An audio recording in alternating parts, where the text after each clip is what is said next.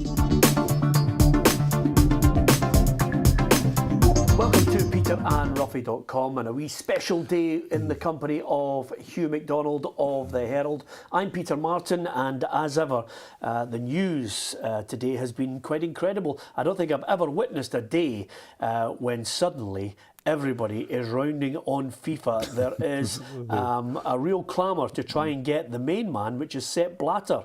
Absolutely. I mean, when the wheels come off these kind of things, they come off quick, and it ends up FIFA is in the ditch and burning at the moment. Well, certainly Blatter is. I mean, as we speak, we know that that Michel Platini's already said, and he's already told the world that he went into a meeting with Sepp, asked him if he could speak privately. He was told he couldn't speak privately, so he just said in front of the whole meeting, Sepp, there's a taxi outside for you, get in it now. Blatter has rejected that, as you might expect.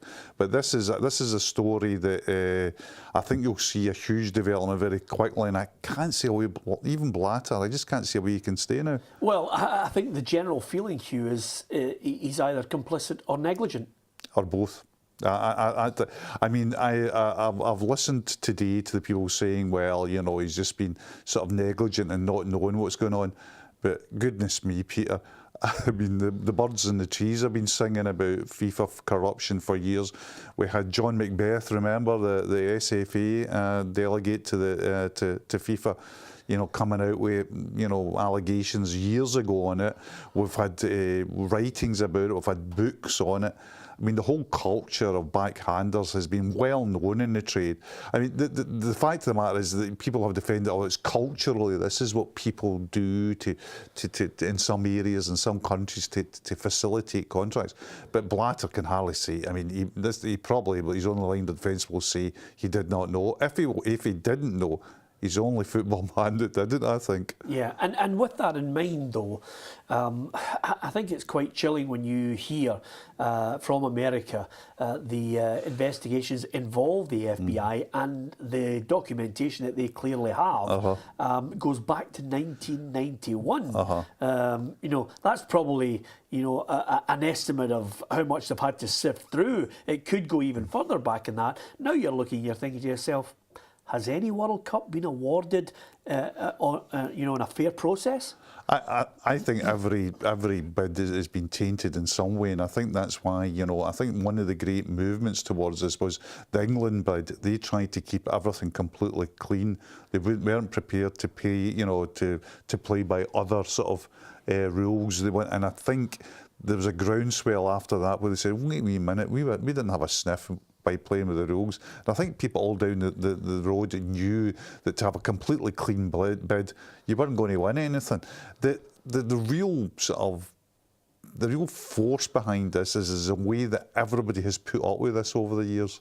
There's been people on the fringes who have sniped and all this, but because football was such a huge money-making machine, people were, just let them go on with it. There's a bit of corruption there, but blah, blah, blah.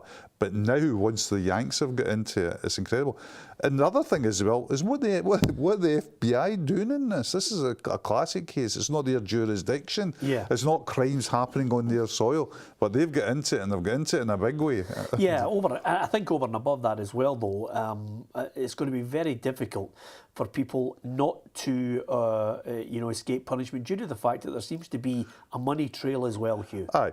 The thing about it as well is not, they'll have documentary evidence of sorts, but they'll know, I mean, the FBI have done this in other cases, and this is how they operate. When they come into these big stings, or what they used to call RICO stings in America, the RICO law is the racketeering law, what they do is they arrest as many people as possible, and they arrest them publicly and as high profile as possible. Then they all put them all in separate rooms, and then they just wait for them to sing. Now, there'll be people in those rooms now who'll be saying to themselves, wait a wee minute, I might have taken, we've got evidence of this and that, and they'll go, well, blah, blah, blah, and they'll say, well, what about giving us a wee hand here? And then that's where the tsunami of information comes from, Peter. Yeah. And it drags other people in. Well, charges are being brought on a number of people, although I would emphasise at this point that there's still nothing on the FIFA president, Sepp Blatter. But despite the growing calls for him to step down, what do you think will happen? I don't think he'll step down today. I think he'll try. this is his whole life, and he'll try and stick on, try and ride out the storm, even to the people outside will say, you can't hang on. Then he'll go to an election, and either Prince Ali of Jordan wins that election, or if Blatter hangs on. Now remember, there'll be a lot of, the whole of Europe won't want Blatter to hang on, but there might be other countries, particularly South America, who will want Blatter to hang on.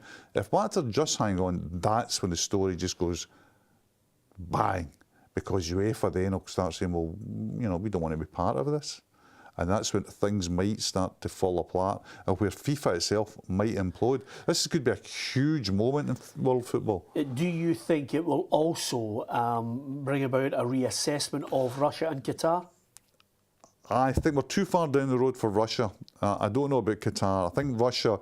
I noticed that Putin is already coming out and he's making, he's making great allegations, but this is an American plot to tarnish to Blatter and so get to the Russian World Cup, because obviously Putin knows that the World Cup in Russia is a huge propaganda coup for him. There's a lot of money involved in as well, but he'll be more interested in bringing this to the masses, being the president in charge of a World Cup.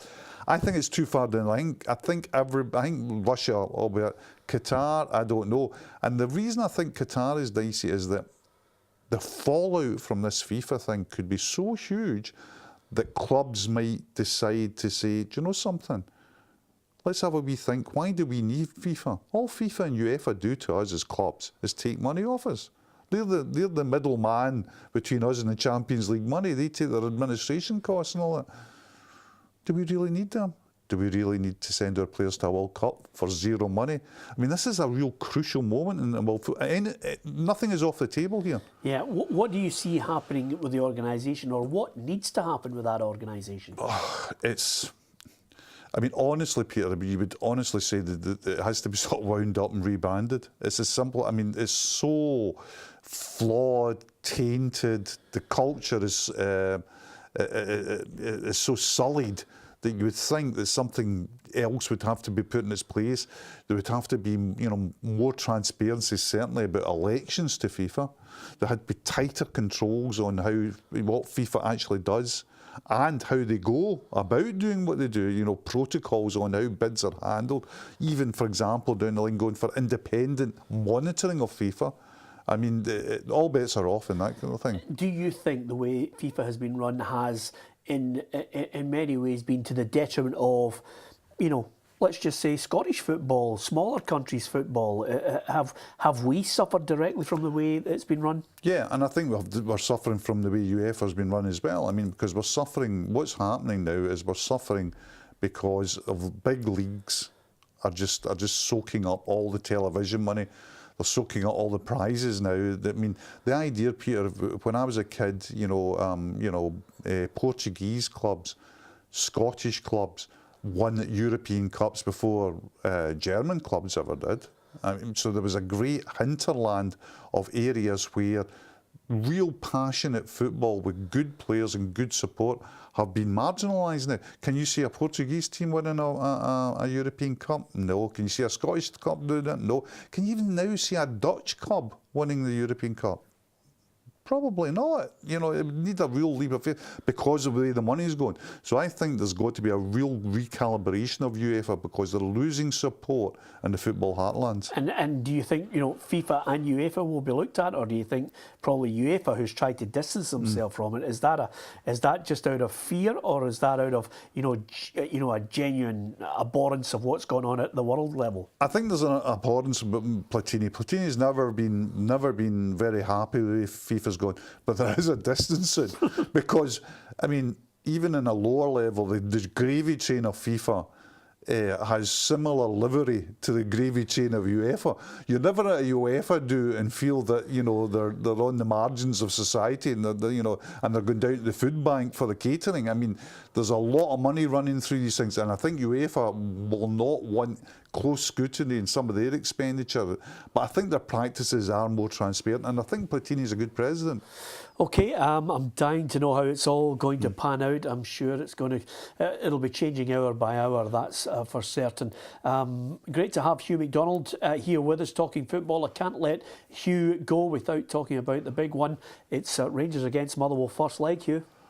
Yeah, that's a match. That is a match. It's the match that everybody was waiting for, you know, because of the McCall factor. I really don't know. I really don't know which way to call this. I mean, Rangers have come through the qualifying. They've in many ways stumbled through it. You just got, you know, Queen of South at Ibrox wasn't a convincing performance. Shut up at shop at Easter Road. Well, are there goals in Motherwell to trouble Rangers? I don't know. Is there? Will Motherwell freeze against Rangers? I don't think they will. I think they'll go for it. I think they've got a real intriguing 3 hours ahead of us. Yeah, never mind FIFA or UEFA. Does this have implications, this match, for, in many ways, the balancing of the books at the top level in our game in the Premiership if Rangers don't get there?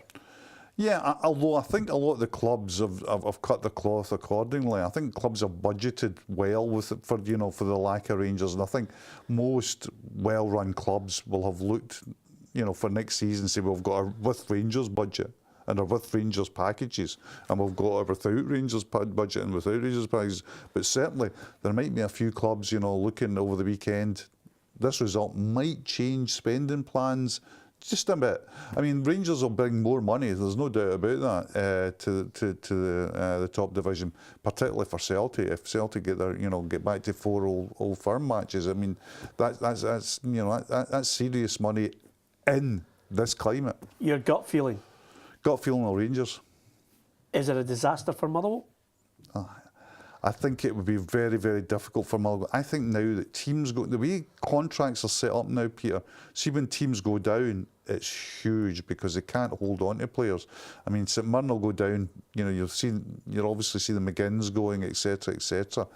If Motherwell go down, a lot of these guys are on short contracts. It's a huge job just to get a team in the park next year. Yeah. And that's going to be a tough division again. Yeah, absolutely. It's going to be a tough one to get out of. Of course, it'll be Motherwell or Rangers in there with Hibs as the early favourites to actually win that division. But I'm sure there are a few clubs, as Hugh mentioned there, Queen of the South, Falkirk, who might have something to say about it. Good to get Hugh MacDonald's thoughts on all things FIFA, even UEFA, and of course the domestic scene as well. Hope you enjoyed this shortened version of the show, talking about the main news here on peterandruffy.com. Just from Hugh MacDonald and of course from myself, thank you very much for tuning in.